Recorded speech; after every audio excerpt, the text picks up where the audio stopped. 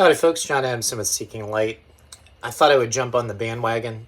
There's been a lot of people who have reacted to this song, but I'm not going to be playing it for you. One, I don't use the technology to project the video at the same time as I am reacting. Two, if you have basically not heard about this song, I'd encourage you to check it out on this guy's own YouTube channel. Give him the views, give him the credit, allow him to make the money for his creativity. The way to find his YouTube channel is Oliver Anthony, and then hyphen Men North of Richmond. The light just decided to work better. And his particular channel is called Radio WV, like West Virginia, Radio WV, although I know he does live in Southern Virginia, in my home state. And a lot of reactions have been done of people watching the video. It is powerful song, and something I think most everybody who's just an average person can get behind.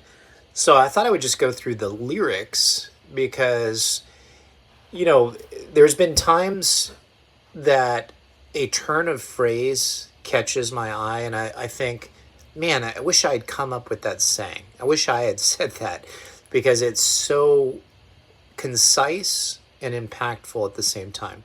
The other thing you'll get from watching his video, if you have not, is the power in this guy's voice is tremendous. And part of that power comes from the raw emotion. And then you couple that with just the truthful facts that he's spitting out at the same time. That coupling of art meeting truth is just powerful. You've heard the expression, the pen is mightier than the sword. There's a reason for that powerfully packaged words can have huge influences on culture, on large swaths of the population in general. There's a reason that the hatefulness endemic in Mein Kampf, or My Struggle by Adolf Hitler, there's a reason why it was so impactful, because he spewed his vitriol for a certain group within Germany to help spur people to develop the same ideology that he had developed himself. And of course, we recognize Nazism as wrong and evil, for good reason, but that power behind the proper wording, you can say. But here we have a case of a powerfully written song that is just spitting fact after fact, in a way that really drives you emotionally. And so with that said, let's go through this.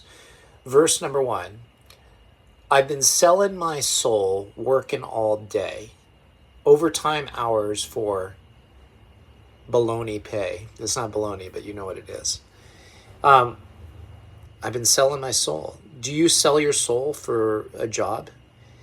I'm fortunate that I work for a job that the employers take care of the employees, and we are a diverse group, but the employers have made it the employer has made it clear that they're looking out for the employee, and I commend them for it, and I really do appreciate my job for that very reason.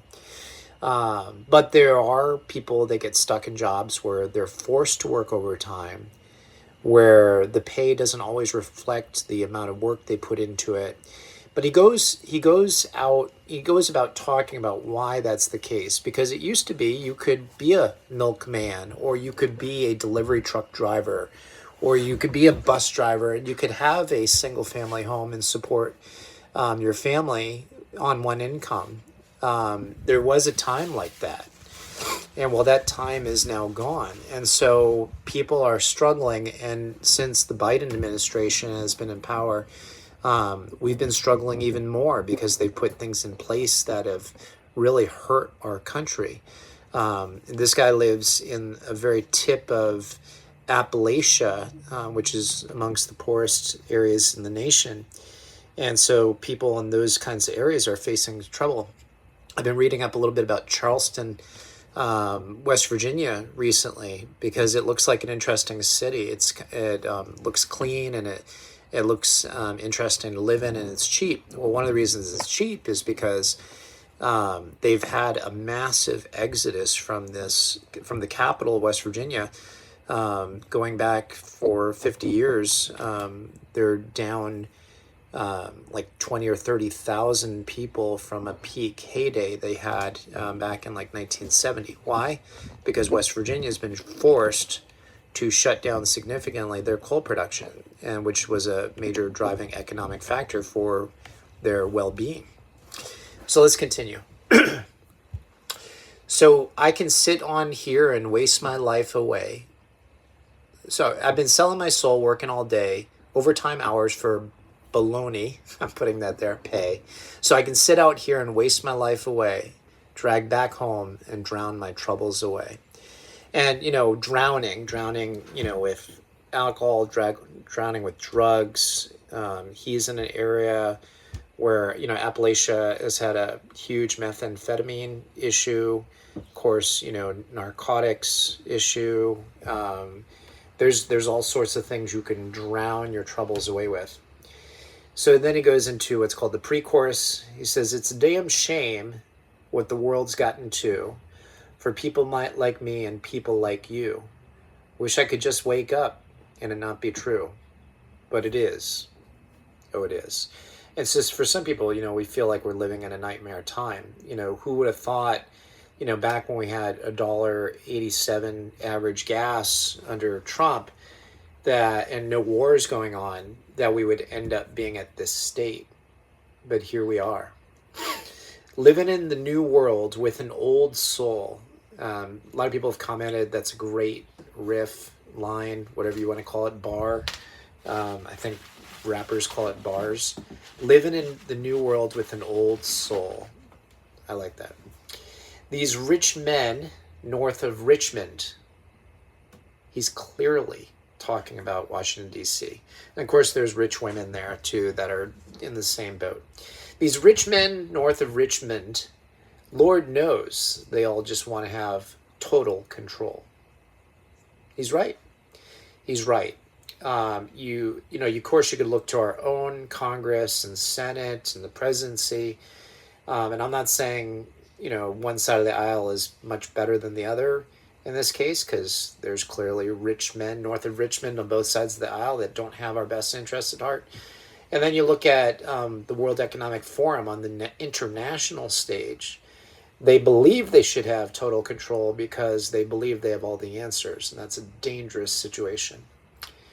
Want to know what they think? Want to know what you think? Want to know what you do? And they don't think you know, and I know that you do. So, data collection. YouTube, collecting data on me right now. If you like, subscribe, comment on my channel, they're collecting data on you. If you go to Facebook, they're collecting data on you. So, yeah, there's tons of data that they're using, they're buying, and they're using that to their own advantage politically because they're in cahoots with a large portion of these large media outlets. Because your dollar ain't bleep. Your dollar ain't bleep, and it's taxed to no end because of rich men north of Richmond. And being so close to Richmond itself and DC, because I'm in the middle, much closer to Richmond than DC, but still, I get it. I understand. We're living in that reality. Okay, verse 2. I wish politicians would look out for minors and not just minors on an island somewhere. I didn't catch this when I first listened to this, but I'm actually looking at the words online. It's a word play. So I wish politicians would look out for minors, miners, so like the coal miners of West Virginia, and not just minors, meaning those under the age of 18, on an island somewhere. And clearly, this is a direct implication of that little black book that we still don't know the contents of, except a handful of names of people that spent a lot of time with Jeffrey Epstein, spent a lot of time on his island, and probably were up to no good. And of course, we've got the movie Sound of Freedom that came out, really, making people more aware of the fact that there are children being sold, and a lot of very powerful people very much interested in this. So I wish politicians would look out for minors, people that are trying to just make a living in some of these very destitute towns. Their industry has been shut down because of politicians somewhere thinking they know best for everyone. So, he's saying, look, we've got really important things going on, and you're focusing on not only not important stuff, but bad stuff, because you're all about self gratification, including some really wicked and awful stuff. Lord, we got folks in the street, ain't got nothing to eat, and the obese milking welfare. Part of the problem with the majority of homeless is that they have either known or undiagnosed psychiatric disorders. Some of them have chemical imbalances, either that they've caused through taking drugs and alcohol, or they are missing something genetically, and so they end up with imbalances that can cause them to go off the deep end. And so we used to incarcerate if they were doing lawlessness, or put them in sanitariums, which I'm not saying were great in the back in the day by any means, but we put them in places where they could get treatment, and then they got treatment, and maybe they started acting normally, but then we got rid of all of that, and now they're out on the street, and all you have to do is watch a homeless encampment video from California, San Francisco especially, and you can see just people focusing video on individuals that are clearly out of their minds. So you look at that stuff and you go, wow, they've got some seriously bad things going on. So we've got people out on the streets with nothing to eat, and we've got people that are just sitting at home collecting checks, getting obese. It goes on to say, well, God, if you're 5'3" and you're 300 pounds, taxes ought not to pay for your bags of fudge rounds. We've got a messed up system. I've seen people with food stamps buying stuff that I knew was just empty calories and garbage. And a lot of times, people I've seen use food stamps are generally incredibly unhealthy looking. So, that's a messed up system. And we're creating a greater burden on society and healthcare. The number one use of healthcare, or group that uses it, are impoverished. And we feed them junk, and we expect them to, take care of themselves. And we're just perpetuating the cycle of dependency. Not good. Young men are putting themselves 6 feet in the ground because all this damn country does is keep on kicking them down. And, probably reference to suicide, which, if you got no hope, and of course I have hope in Jesus, even when things are tough, for us as a family, for me as an individual, I don't contemplate committing suicide, not only because I know what that would do to my family, devastate them. I've seen the devastating effects of suicide on people, and it's not good. But with that said, I have hope in something other than what I see in this world, although sometimes what happens in this world makes it really tough. Living in the new world with an old soul, these rich men north of Richmond, Lord knows they all just want to have total control.